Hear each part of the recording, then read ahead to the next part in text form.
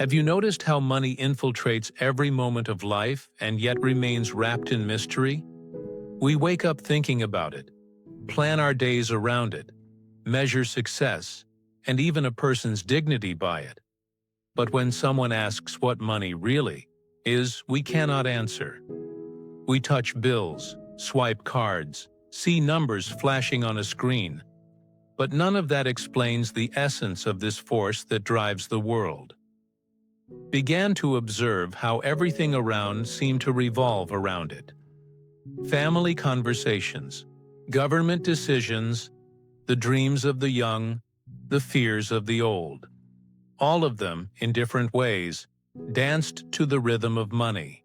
And something unsettling emerged from this realization. Money is not just a practical tool.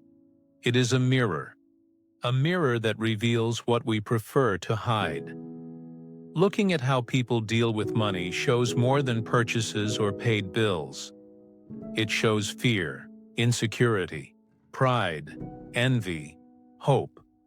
Money is the silent translator of the inner life. It shows what truly moves us, even when we try to disguise it. The paradox is brutal. The same money that can build hospitals, feed children, and bring comfort can also destroy families, divide friends, and corrode the soul of anyone who chases it relentlessly. It can serve love or selfishness, generosity or greed. The problem is not in money itself, but in the relationship we build with it. Every time someone speaks about money, they are speaking about themselves. It is not about numbers, it is about choices. It is not about colored paper or digital codes. It is about how we respond to this energy placed in front of us. Money is a symbol of the power to choose, and that awareness changes everything. It acts as a revealer. A generous person who has little still finds ways to help. If abundance comes, that generosity blossoms even more. The opposite is also true. Someone already ruled by fear or by greed only sees those shadows grow as wealth increases. Money does not create character. It exposes it. This realization is uncomfortable because it forces us to look within. It is easy to blame money, to call it a curse, to say it corrupts people. But it is not money that corrupts. It is the way we allow ourselves to be ruled by it. Money is neutral. Attachment is what defines the path. We seem hypnotized. We run after money as if it were the final answer. And yet the more we run, the more it slips away, like chasing our own shadow. Something that appears so solid becomes slippery the moment we try to grasp it. Money works like a lens that magnifies everything. It can bring out virtues or weaknesses. It can be a bridge or a wall. It can unite or divide. In every economic gesture, we reveal something of who we are. A purchase, a donation, an investment, a waste. All of it writes invisible lines in the story of who we are becoming. Money is not only a means of survival, it is a spiritual mirror, a silent teacher.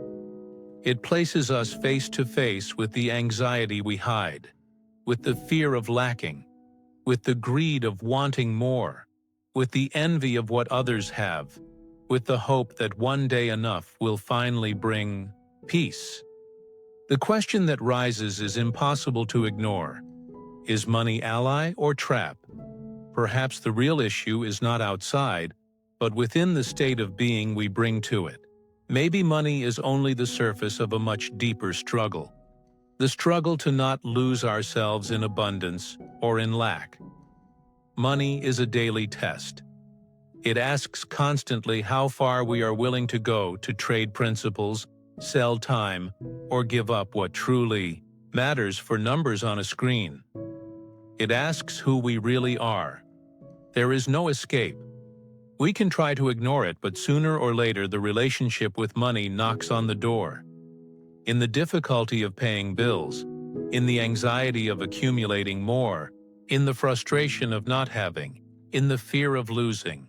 It always finds us and forces us to face what we do not want to see. Speaking of money is speaking of life. It reflects trust, fear, impatience, endurance. Each bill is a mirror that reflects not just a face, but an essence, and the question echoes, like an open riddle. In running after money, are we not actually running after ourselves? There is an illusion that runs through almost all of us, believing that money alone can solve everything. From an early age, we are told that if we just get more, the problems will disappear. And so we continue, convinced that the next raise, the next purchase, the next achievement will finally bring peace. Yet the emptiness remains. It changes shape, but never leaves. Money is a mirror that does not forgive. It does not transform anyone. It only magnifies what was already hidden. If generosity is there, it multiplies. If greed exists, it strengthens. If fear dwells within, it grows like a shadow. Money is a magnifying lens placed over the soul. That is why so many end up disappointed. They imagined abundance would bring freedom, but it can also bring prison. A golden prison, comfortable, full of privileges, but still a prison. Money does not trap with chains. It traps with attachments. It does not limit the body's movements. It binds the mind. The hidden wound is this: mistaking money for freedom. Believing that possession will make us whole, when in reality, the more we possess without awareness, the more divided we become. The problem is not in holding money, but in being held by it. Realizing this is unsettling. It feels as though the ground suddenly opened, revealing that what we thought was victory might actually be disguise. How often do we use money to silence inner emptiness? We buy not just objects, but distractions. We accumulate not just wealth but walls that hide our lack of meaning. Money becomes anesthesia. It works for a moment, but soon the pain returns. Another dose is needed, and the cycle repeats. That is why it never ends. It is never enough. Something is always missing. The emptiness cannot be filled with more bills, more digits, more possessions. Facing this requires courage. It demands admitting that money might not be filling a real space but covering a spiritual one. The search may not be for numbers but for meaning.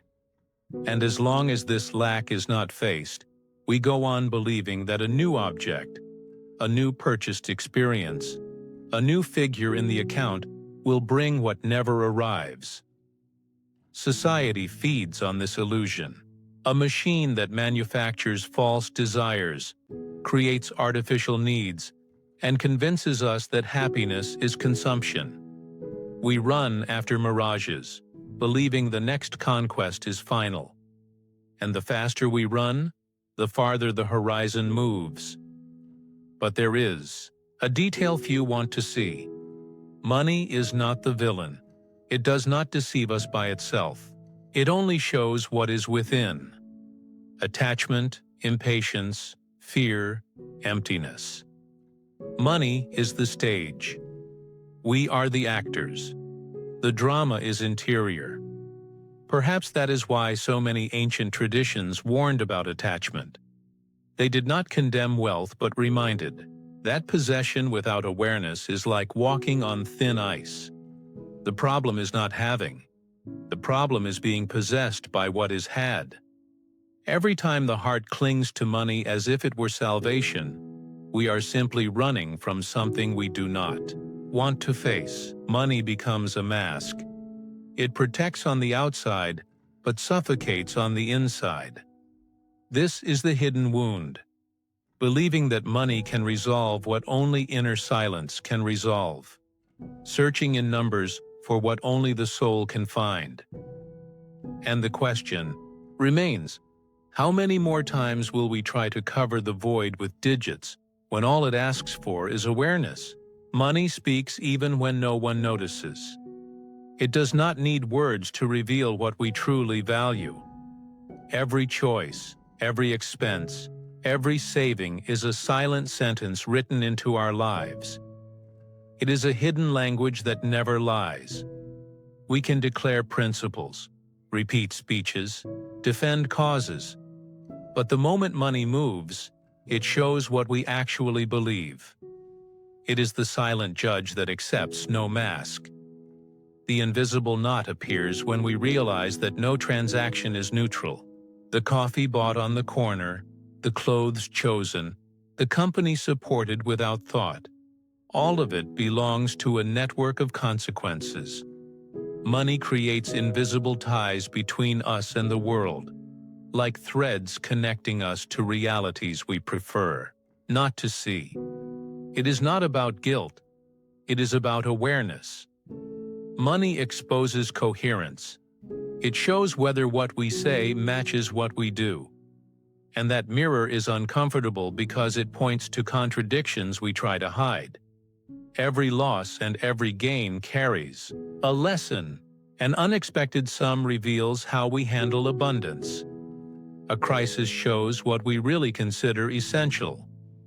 Debt exposes the fears we try to bury. Money teaches without speaking, and perhaps that is why we resist listening. Some see money only as a practical tool, but it also works as a teacher. It shows what lies within. The anxiety of losing, the envy of comparing, the greed of wanting more, the guilt of spending, the impatience to accumulate. Each emotion stirred by money is a lesson about who we truly are. This is the invisible knot. We are not only dealing with numbers, we are dealing with the soul. Money is an inner battlefield. Each choice made with it reveals hidden strengths, unspoken weaknesses, dreams we are afraid to chase, securities we believe we cannot lose, and maybe this is why so often we feel crushed by it. The weight is not only in the bills or the goals. The weight is in what money touches in us. It forces us to confront that behind every number there is a story of attachment, of fear, of desire, of hope. Money does not spare us. It does not soften. It shows. It illuminates the corners where we prefer not to go. It reminds us daily that life is not only about earning or losing, but awakening to what happens within when money moves. And here comes the question that cannot be silenced. Is money only a mirror or also a teacher? Does it simply reflect or also instruct? Because if it teaches, then each financial crisis may be an invitation. Each unexpected gain may be a test. Each purchase may be a lesson.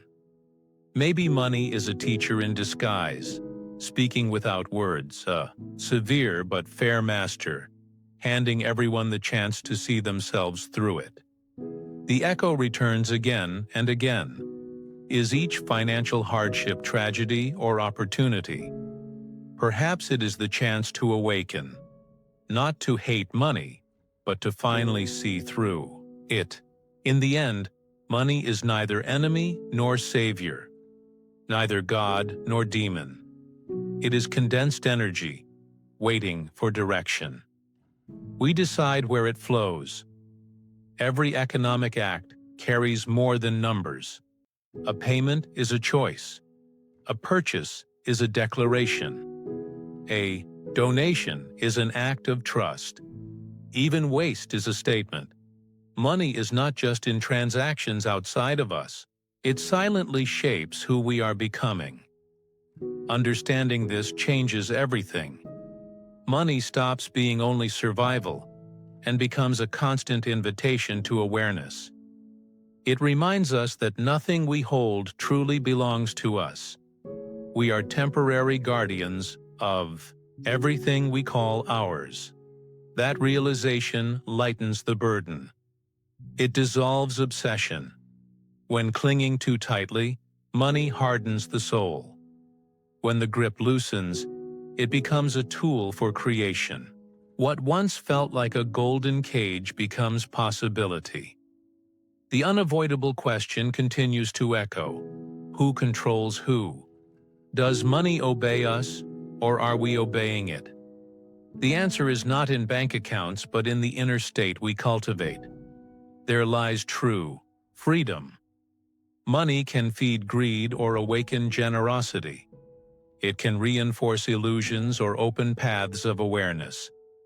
The choice is always present, quietly waiting, in every small gesture. Nothing is neutral. Even the simplest expense carries meaning. And once this becomes clear, economic life reveals itself as a spiritual path. It is not about denying money, but about seeing it as mirror and teacher. The final lesson is that the greatest wealth is not what enters the account, but what awakens within. Money shows how ready we are to live free from attachment. It teaches that possession is temporary and only awareness remains. When this truth is accepted, the anxiety of control loses force. The fear of loss dissolves. The endless race slows down. Abundance reveals itself not in accumulation, but in wise use of what is given for a time. Money stops being a ghost and becomes an ally. Not because it changes, but because our relationship with it does. The same value that once produced fear can now produce peace. The same bill that once symbolized lack can now symbolize trust. The invitation is simple. Look at money as a mirror and ask what it is showing you. The answer will never be the same for everyone, but it is always an opportunity. Those who dare to face this mirror find freedom. Those who flee remain prisoners, not of money, but of themselves. And perhaps the true revolution is this: letting money reveal, teach, and awaken without allowing it to possess us. Learning to use it without being used. Turning every economic gesture into conscious choice. Money does not need to be worshipped or feared. It only needs to be understood. Because at its core, it is just another path life uses to show us who we are. And the question lingers: what is money trying to show you right now? If this reflection touched you, share it with someone who also needs to hear it. Sometimes the greatest transformation begins not with numbers, but with a simple awareness, awakening at the right time.